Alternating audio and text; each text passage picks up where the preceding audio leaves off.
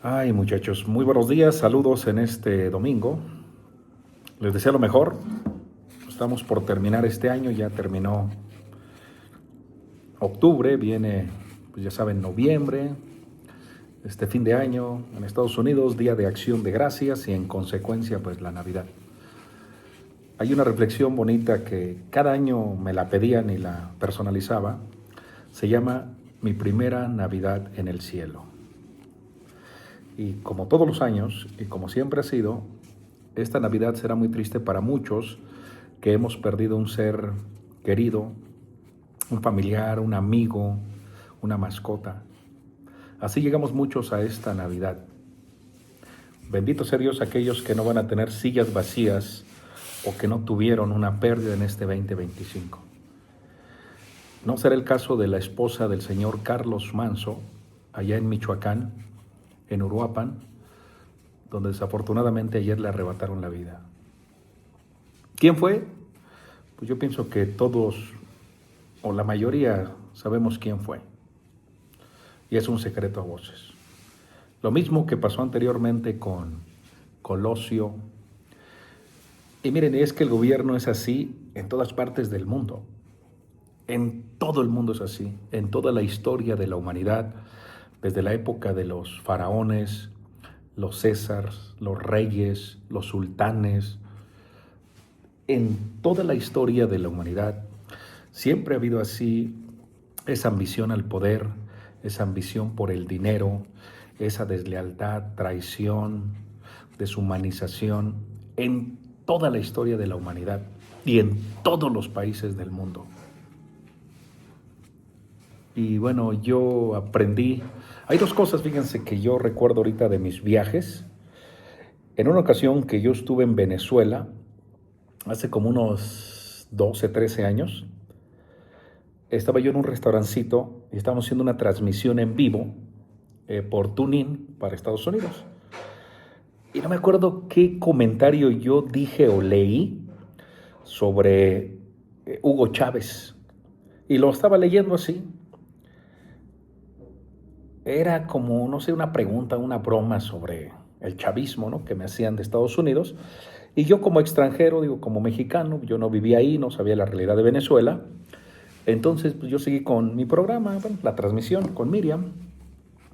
Y recuerdo que cuando estábamos por terminar el programa, ya habíamos, bueno, concluido la transmisión, estábamos ya levantando los aparatos y eso, una señora se acercó y me dijo algo muy serio, una señora venezolana de Caracas. Y me dijo, oiga, dice, con todo respeto, sé que ustedes no son de aquí, sé que son mexicanos, yo conozco México, es muy bonito. Y me dijo algo así como en voz bajita, no hable del gobierno aquí, por favor. Y se fue. Entonces yo comprendí ese mensaje, que en Venezuela no se podía hablar del gobierno.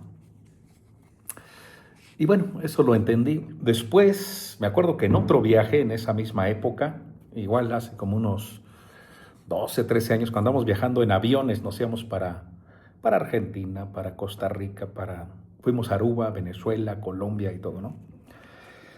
Y recuerdo que cuando estaba yo en Perú, íbamos en un tren escénico que se veía muy chido y no sé qué pasó, un percance y se detuvo el tren durante mucho tiempo, una falla que había ocurrido y ahí estuvimos mucho tiempo. Entonces pues ya nos habíamos aburrido, ya tomamos café, tomamos una bebida, estábamos pues ahí, como ahorita como las protestas, duramos no sé cuántas horas detenidos en lo que corregían ese incidente, esa avería, no sé qué tendría el tren, se había parado y duramos como unas 5 horas.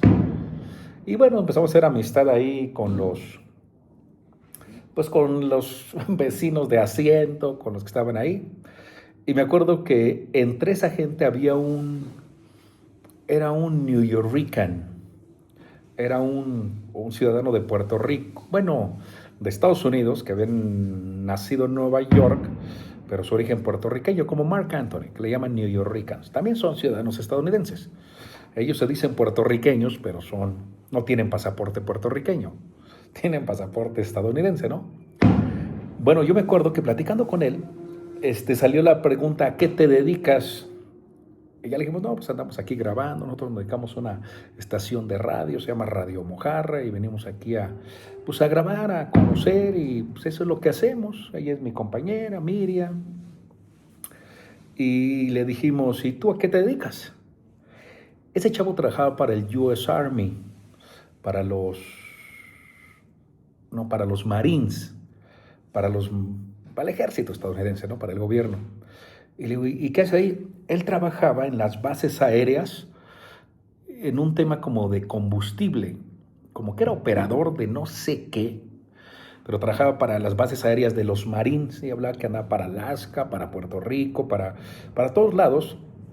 Y él tenía un puesto de alto rango, de mucha responsabilidad, pero ahí andaba en Perú, en el Machu Picchu, en unas, pues no sé si había retirado, pero ya andaba como disfrutando de la vida. Y bueno, salió el tema, no sé cómo llegamos al tema de las Torres Gemelas. Y le dije: oye, tú que trabajas ahí en el gobierno y ya vimos que tienes como mucha experiencia y mucha información, porque se ve que tenía un nivel alto. Y le dije: ¿tú qué crees que pasó con las Torres Gemelas?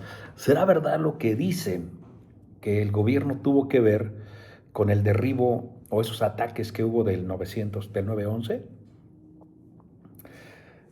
Y él me dijo contundente, dice: no, no tuvo que ver.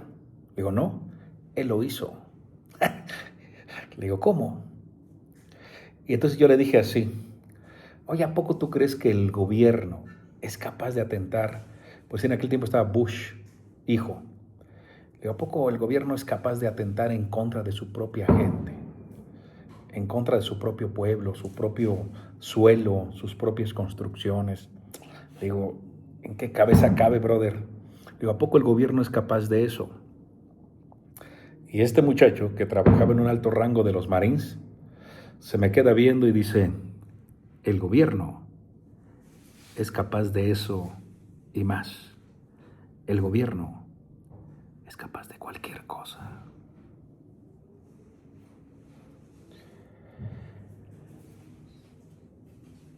Así me quedé con Miriam. Entonces, muchachos, el gobierno de cualquier país, Donald Trump, de Corea del Norte, de Argentina, Venezuela, el país que ustedes quieran, claro, unos más y otros menos. No vamos a comparar Suiza con Corea del Norte, o vamos a comparar Dinamarca con México, o vamos a comparar, no sé, Finlandia con Venezuela. Pues no, dirán: sí son capaces, pero hay niveles. Entonces a mí me queda bastante claro, este y cualquier gobierno es capaz de cualquier cosa por mantenerse en el poder, por su ambición, por sus intereses. Decía, no me acuerdo qué gobierno de Estados Unidos, no me acuerdo cuál fue, en qué época, donde se le salió un presidente, vamos a poner Clinton, Bush, Ronald Reagan, Jimmy Carter, Biden, Donald Trump, quien haya sido. Le preguntaron que si Estados Unidos tenía amigos. Y dijo: no, Estados Unidos no tiene amigos, tiene intereses. Entonces el gobierno no tiene amigos, tiene intereses. Y siempre va a defender sus intereses. Y nosotros como ciudadanos somos un número más, un voto más, un voto menos, una vida más, una vida menos. Pero eso es lo que somos para el gobierno de cualquier país. Esa es mi reflexión. Por eso mucha gente se abstiene, se aparta de la política, de opinar, de decir, de meterse con esa gente. Saben que están pasando muchas cosas, como en la época de Alemania, ya saben cuál época, donde la gente mejor se callaba y no decía nada.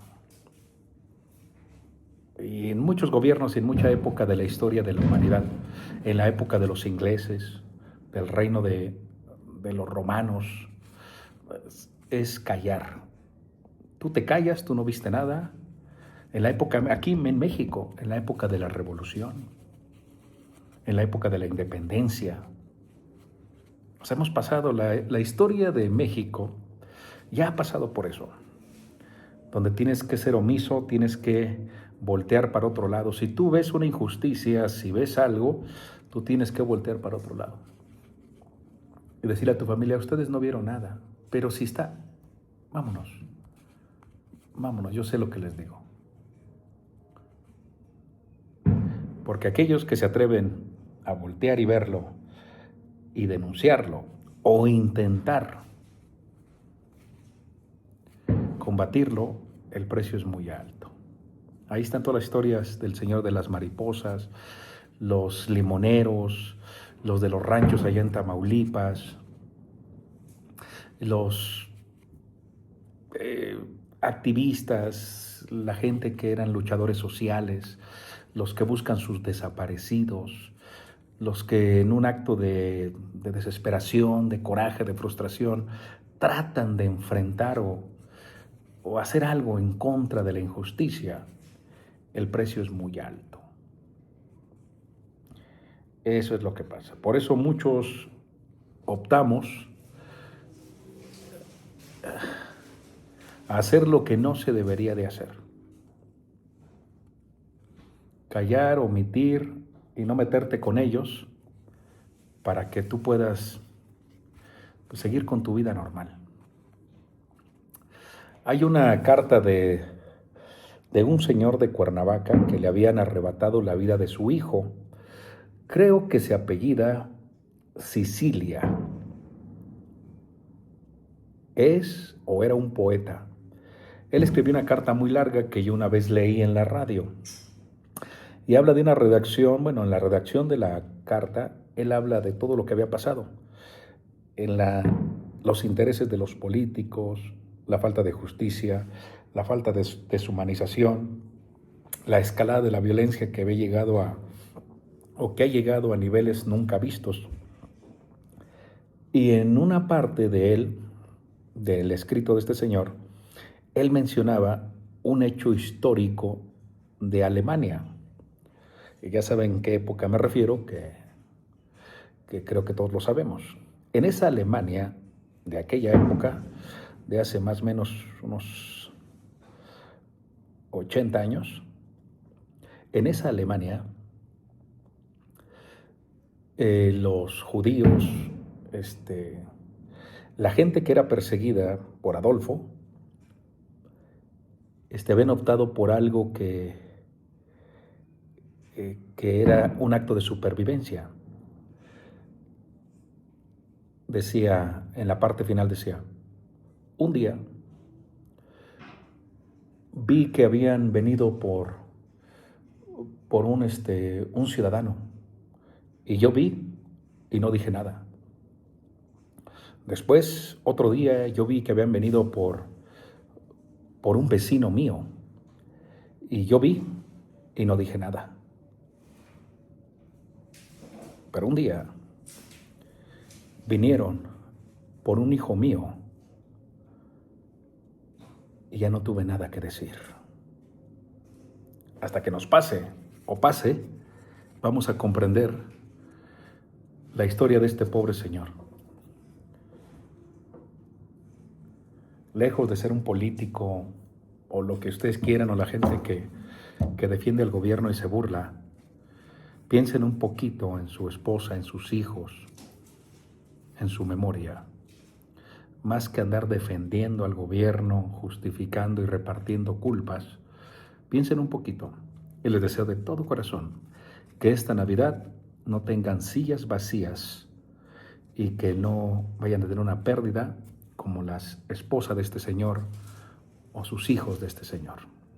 Se los deseo de todo corazón. Que estén muy bien. Gracias.